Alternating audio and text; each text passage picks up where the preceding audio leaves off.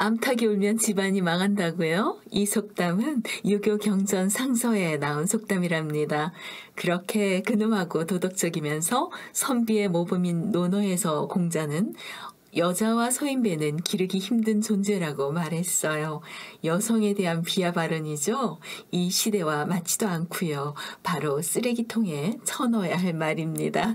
안녕하세요. 렌토입니다. 오늘 렌토가 들고 온 책은 김경일 저서 공자가 죽어야 나라가 산다 라는 책입니다. 1999년 이 책은 나오자마자 유림의 거센 반발에 휩싸입니다. 성균관 유림은 악담과 패설로 공자와 유교에 모멸감을 줬다면서 출판물에 의한 명예훼손, 손해배상 1억 원의 청구 소송을 냈습니다. 그로부터 4년간의 긴 법정 공방에 들어갑니다. 그 결과 대법원 재판부는 최종 판결을 내리게 되는데요. 그 판결문에서 이렇게 말합니다. 이 책은 유교 문화의 문제점을 비판하고 새로운 가치를 찾고자 했다. 그래서 표현이 때로 가장되고 부적절하더라도 표현의 자유로서 보호되어야 한다. 이렇게 대법원은 판결 내렸습니다.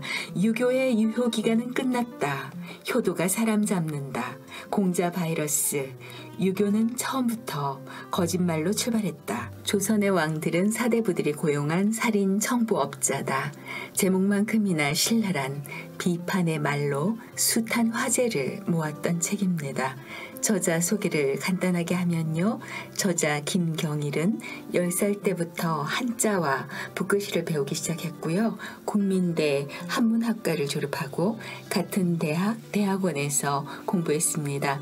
타이완 중국문화대학 중문연구소에서 고대 문자와 각골문을 배웠고요. 상명대 중어중문학과 교수로 재직했습니다. 1990년 한국인으로는 처음으로 각골학으로 박사학위를 받았고요. 동경대학교에서 수학하고 북경사범대에서 중국 정부 초청으로 연구하기도 했습니다. 김경일 저자는 대법원 판결에서 승소한 후에 인터뷰에서 이렇게 말합니다. 유교 문화가 가지는 문제점을 극복하지 않고서는 새로운 시대나 사회로 진입할 수 없다는 확신에서 다소 강한 어조의 책을 쓰게 된 것이라고요. 공자 바이러스. 유교는 정말 나라를 망하게 합니다. 왜냐하면 조선 500년이 망하고요. 저자의 표현대로 하면 총 한 번 쏘지 않고 고스란히 1910년 나라를 내준 것은 바로 이 유교에 철저하게 물든 것이었습니다. 자신의 안위와 개인적 권력만을 생각하느라 나라의 진정한 운명을 생각하지 못한 이들이 바로 사대부들이었습니다. 1905년 을사조약 당시 대신들 중에서 끝까지 반대한 사람은 참정 대신 한설규와 탁지부 대신 민영기에 불과했답니다. 이 책의 저자 김경일은 책에서 울분을 토하고 있습니다. 민영환 같은 인물이 몇이 더 있었더라면 한일 합방 같은 황당한 사건을 피할 수 있었을 것이다.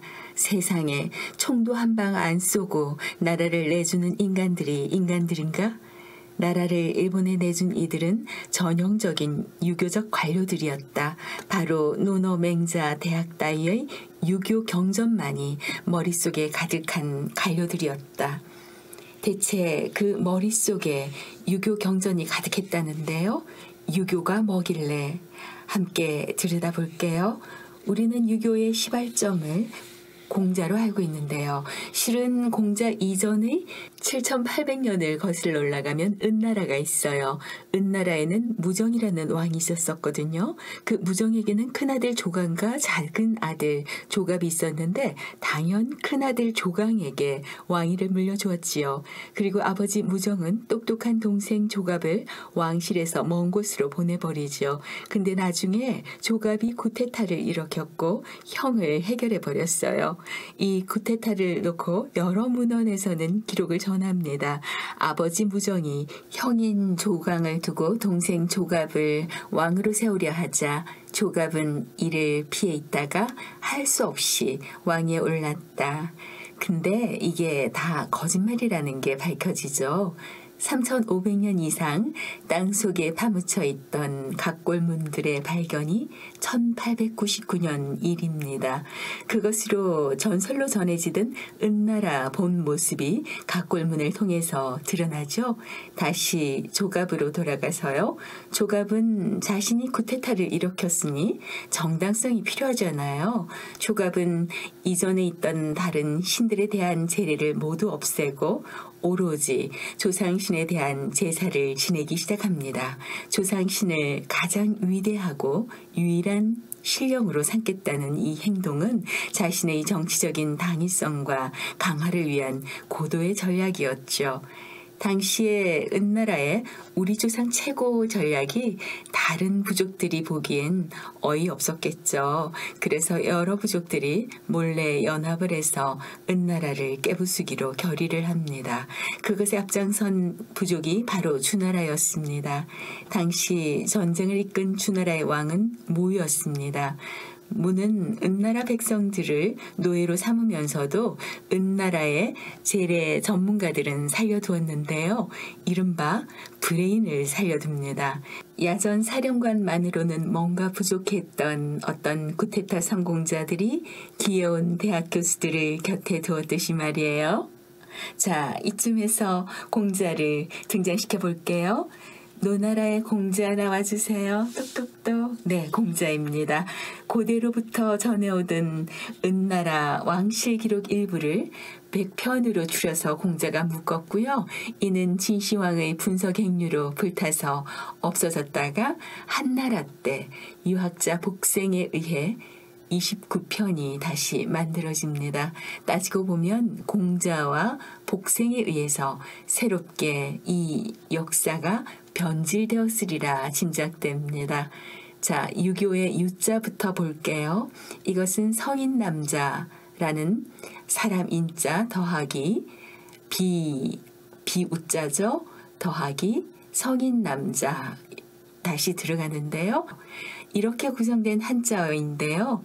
유는 바로 농업사회가 너무도 소중하게 다루어야 하는 비를 부르고 멈추게 하는 존재였어요. 그리고 주나라는 왕통족부를 다시 다듬고 하늘, 천을 절대신으로 제시합니다.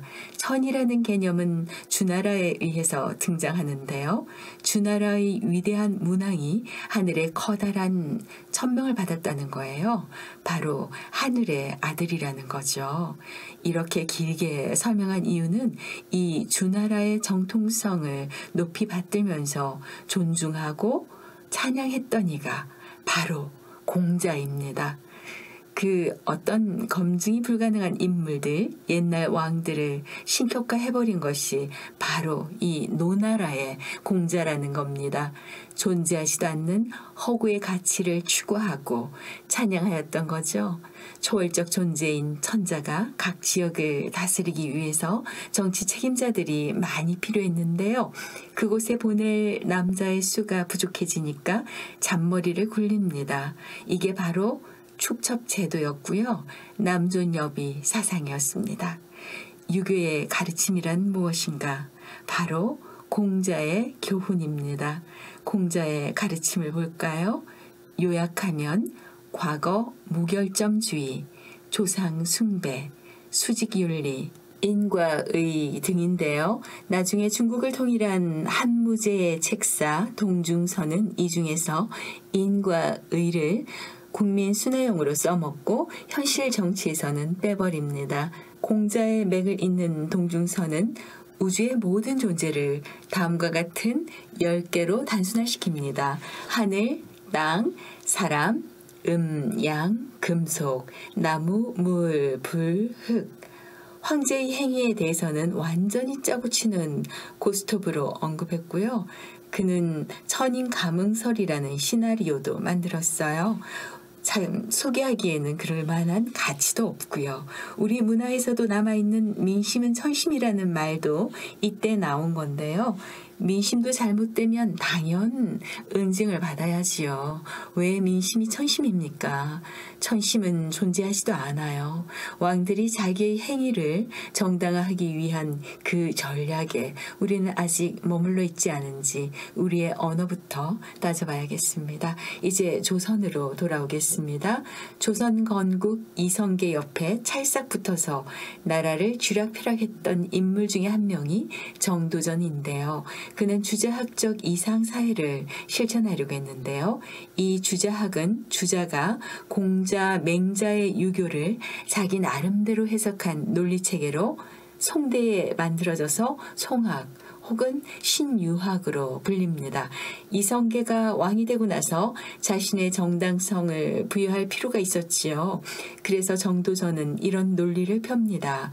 군주는 하늘을 대리하고 통치하며 군주가 치정을 하는 데 있어서는 관리를 두고 직무를 나눈다.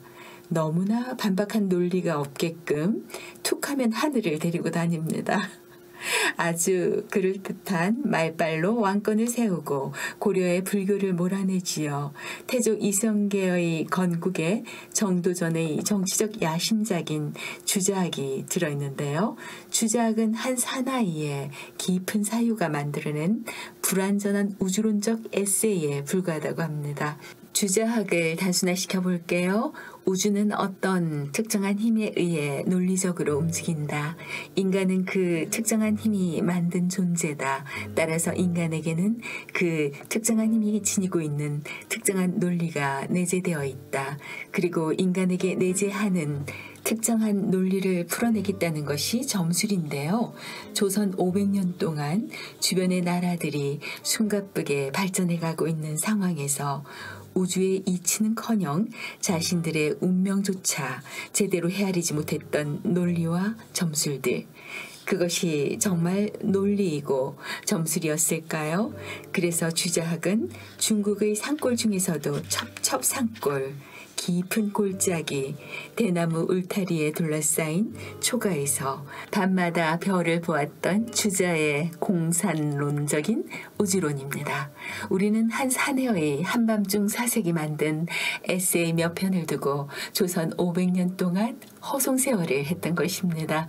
한 사나이가 만들어낸 잘못된 공식을 붙들고 500년이나 한반도의 문제와 삶을 풀어본 것인데요.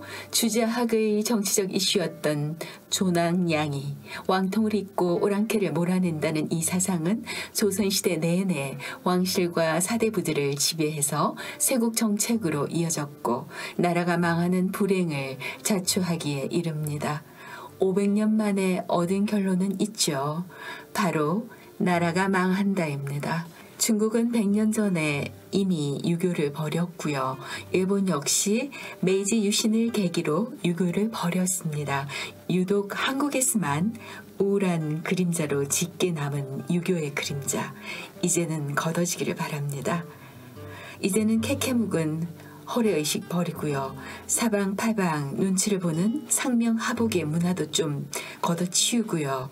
할 말 제대로 하고 서로 토론하고 대화하는 그런 문화가 이루어지기를 바랍니다. 참 김경일 저자는 두 종류의 사람이 싫다고 했는데요. 정치인들하고 학자들요. 여러분은 어떤 부류의 사람이 싫으세요? 공자가 죽어야 나라가 산다. 함께 해주셔서 감사합니다. 이제는 알량한 민족주의에서 벗어나서 진정한 자유인이 되기를 바랍니다. 늘 건강하세요. 바이.